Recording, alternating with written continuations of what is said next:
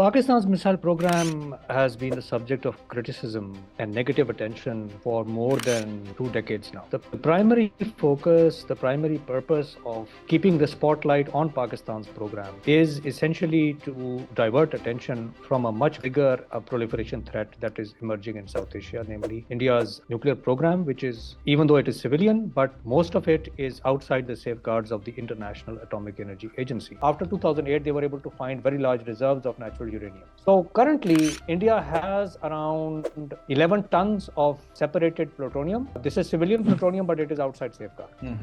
Their uranium enrichment program, they have around 6 tons of highly enriched uranium, and they are on the path to increase their capacity to produce weapons-grade plutonium. Their current capacity is around 26 kilograms per year, and they are, once the fast breeder reactor is commissioned by next year, the 500 megawatt prototype fast breeder reactor, this will increase to 180 kilograms.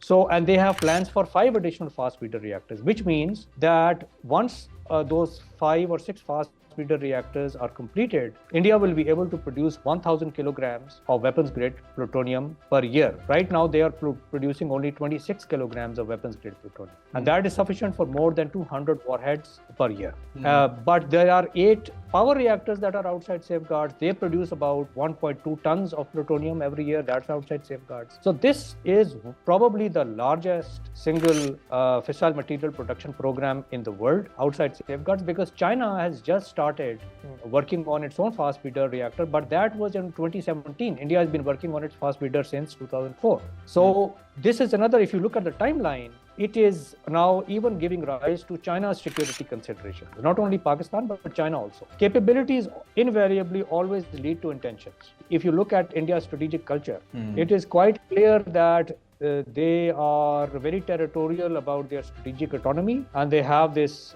enormous image of self-image of a great and rising power, which has been fueled by their designation as the so-called net security provider by the United States.